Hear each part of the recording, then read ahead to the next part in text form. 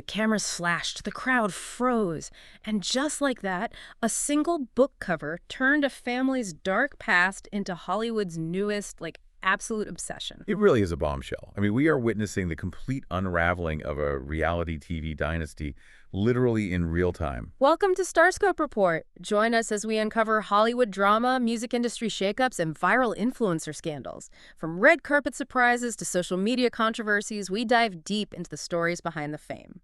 And today's deep dive is, it's a heavy one, but it is so fascinating. The headline everywhere right now is Collin Gosselin receives major support as his memoir battle continues. Right, because his upcoming memoir, In the Shadow of Eight, Surviving the Reality of My Childhood, drops on October 13th, 2026.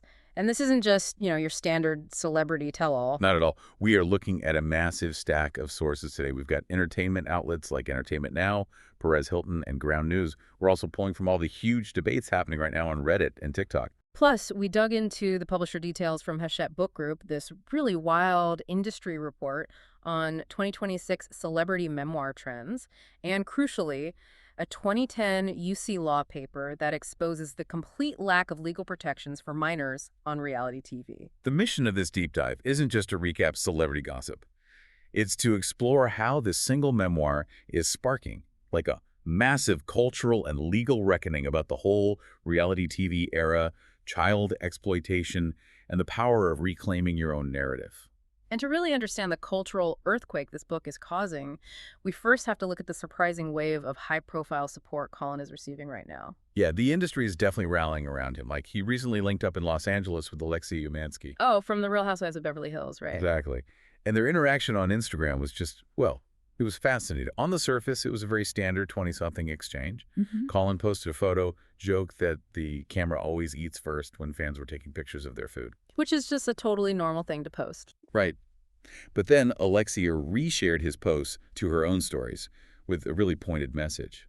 She wrote that she is so proud of what he's standing up for. Wow, so she's validating his stance from the perspective of someone who also, grew up navigating adolescence with a literal camera crew in her kitchen. Exactly. And then Paris Hilton also stepped into the arena with a very strong public statement. She commended his honesty and said she knows firsthand the lasting impact institutional trauma can have on a young person's life. I mean, when someone with Paris Hilton's track record of advocating for institutionalized youth weighs in, that elevates the conversation entirely. It goes from tabloid gossip to a really serious discussion about systemic abuse. It absolutely does. Yeah. But the element that truly stripped away any remaining reality TV gloss is the book's cover art, which Hachette just released. Oh my gosh, that cover, it is entirely visceral. It literally looks like a horror movie poster hiding in plain sight within a family sitcom. Yeah, it's just an old childhood paparazzi photo. Yeah. But it shows his mother, Kate Gosselin, with her hand physically covering Collin's mouth. It's so chilling. That visual of her hand over his mouth immediately signals to you, the listener, that this is not a sanitized PR book. It directly introduces the core allegations of the memoir. And the cover is just the beginning. Later in the deep dive, we'll talk about the shocking legal loophole that allowed all of this to happen in the first place, and nobody saw it coming. Oh, that part is infuriating. But, if you're loving these Hollywood twists, make sure you're subscribed. We've got even crazier stories ahead. So getting into the actual allegations, according to the promotional material from Hachette, Collin alleges severe mistreatment away from the cameras. Right, because the show painted this picture of, chaotic but loving family life. But he claims he was physically held down and placed in a basement cell where he was isolated for years. He also details how the cameras would capture the joy of Christmas morning. But the moment the crew stopped rolling, the gifts were immediately reclaimed by his mother. Which is just heartbreaking to even imagine as a kid. And it goes further, right? He alleges being forced to take powerful antipsychotic medications at the age of 11. Yes, and moving into his young adulthood, he claims he was actually discharged from the Marines, specifically because his mother had previously institutionalized him. So it permanently derailed his military career. I mean, those are incredibly heavy allegations, but Kate Gosselin is fighting back, right? She is defending herself vigorously. She's been utilizing TikTok comment sections to state her case, insisting she did her, quote, absolute best for her children with zero doubt. And she points heavily toward mental illness as the root of the conflict, right? Yeah, she states that only parents with a mentally ill child can truly understand what she went through. She actually characterized Collin's claims as a distorted perception of reality, directly tied to his diagnoses. Well, and it's interesting because when fans suggested she sue him for defamation, she claimed she cannot sue only because she's a public figure. She implies the legal threshold for defamation is just too high to fight back in court, not necessarily that his claims are true. Right, it's a very specific legal defense to make in a TikTok comment. So how does the public navigate this? Because it's a classic he said, she said scenario where one side claims severe abuse and the other claims necessary psychiatric intervention for a troubled child. That's the thing, we can't definitively verify either party's claims here. But the friction between these two narratives is exactly what is driving the massive public interest. Society is just endlessly fascinated by the dissonance between a picture-perfect TV family and the dark reality that might have existed just out of frame. And there's a dark irony here, too, because while this battle of narratives plays out, the public isn't just passively waiting for a court verdict. No, they're acting as crowdsourced investigators. Hmm. Everyday users on platforms like Reddit and TikTok are using the internet as a living archive, digging up old show clips from over a decade ago to validate Collin's narrative. Paris Hilton actually highlighted this one viral TikTok video that really struck a nerve. Have you seen this one? I think so, the one at the beach. Yes.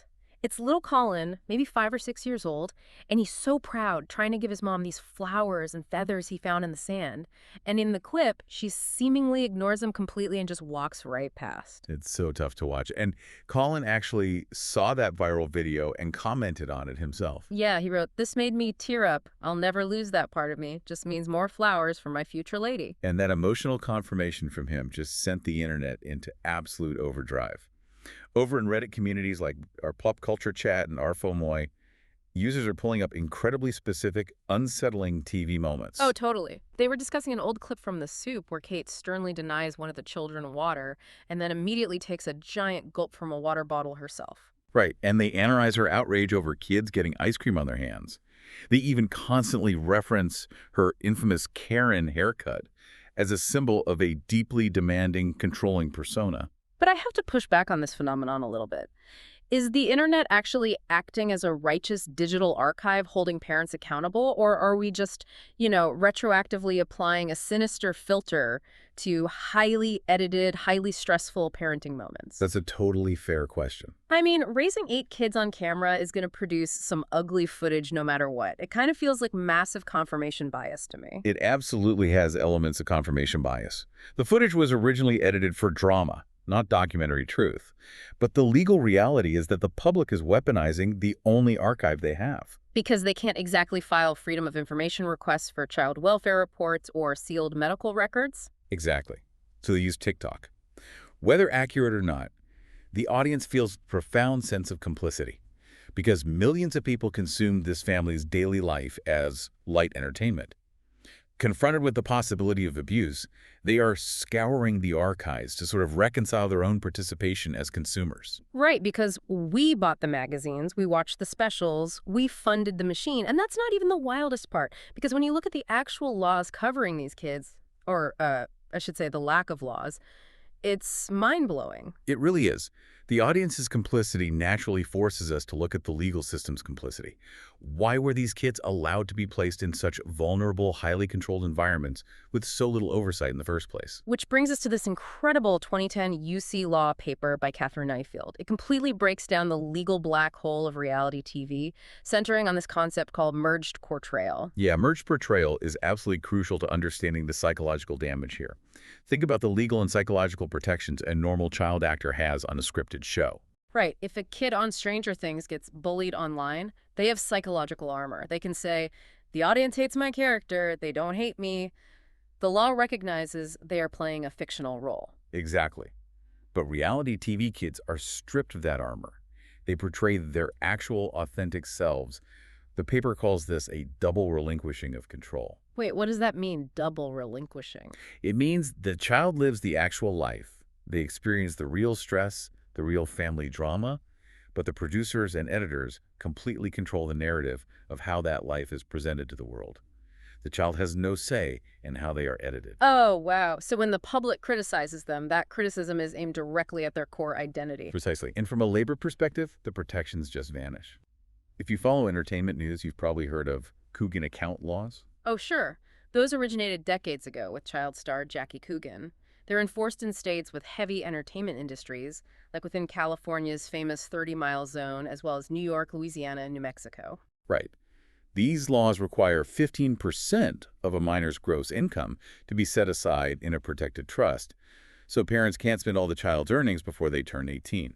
But the legal loophole the UC law paper exposes is just staggering.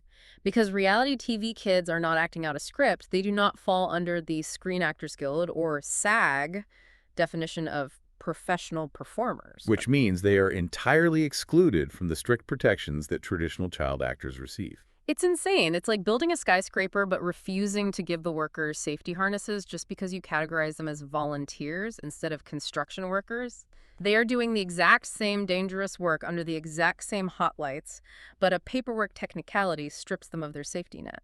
That is the perfect analogy. Because they aren't SAG members, they don't have mandated on-set tutors. They don't have strict limitations on the hours they can be filmed. And isn't there something about welfare workers, too? Yes. Most importantly, there is no state-mandated child welfare worker standing behind the camera. Yeah. On a traditional movie set, if a child is distressed, that welfare worker has the legal authority to shout, "Cut," and shut down production immediately. Reality TV sets do not have that authoritative oversight. And the paper details exactly how this lack of oversight leads to disaster. Like the 2009 Balloon Boy hoax, where 6-year-old Falcon Heen was exploited by his parents for fame. Oh, that was awful. The child was under such intense psychological pressure that he literally vomited on national television during an interview, and the producers had no legal obligation to intervene. The paper also analyzes the MTV show Run's House. The family allowed cameras to film their tragic experience with a premature baby who had severe birth defects. Oh my God. Yeah, and because there was no union protection, there was no independent advocate on set to step in and say, "This is a private medical trauma, turn the cameras off." The producers had the legal right to just keep rolling and broadcast that deeply private trauma to millions. So because the legal system completely failed to protect these children a decade ago, these now adult reality stars are utilizing the only tool they have left to reclaim their lives, the publishing industry. And that segues perfectly into the broader 2026 memoir trend.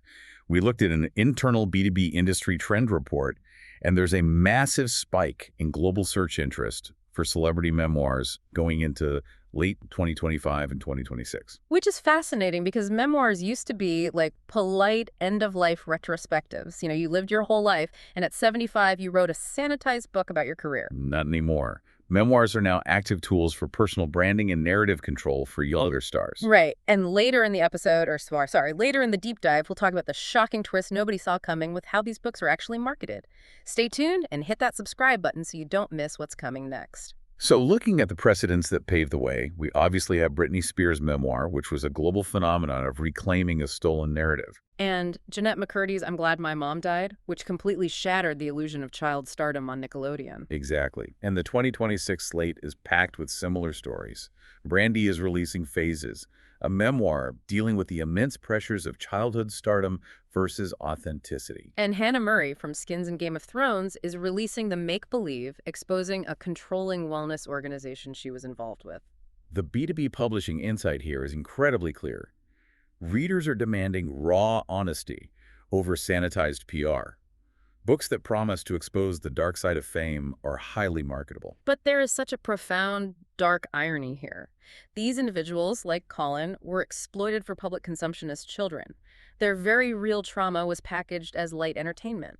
And now, as adults, in order to finally find their voice and heal, they have to package their trauma for public consumption yet again. It completely validates that tension. It highlights the modern economy of attention perfectly. In today's media landscape, authenticity and trauma are the highest valued currencies. So to regain control of your life, you basically have to spend that currency. You feed the machine one last time, but on your own terms. We started today looking at a visceral book cover and a messy family feud, but tracing the through line reveals so much more. We've unpacked the wild west of child labor laws, the dangerous psychological loopholes of merged portrayal, and a massive cultural shift in how the publishing industry commodifies celebrity trauma. And as you listen to this, it's vital to remember your own role in this ecosystem. Anyone who has ever watched a family vlogger, a reality show, or a TikTok family is part of this machinery. We're the audience these narratives are built for. Which leaves us with a lot to think about. As this first generation of reality TV children comes of age and writes their explosive tell-all memoirs, will their stories actually force the entertainment industry to create stricter child labor laws? Or will we, the audience, simply consume their trauma memoirs as the new form of reality entertainment, perpetuating the exact same cycle? You've been listening to Starscope Report, where we uncover the stories shaping Hollywood, music, and pop culture. Thanks for tuning in. And don't forget to subscribe for more stories that keep the stars shining.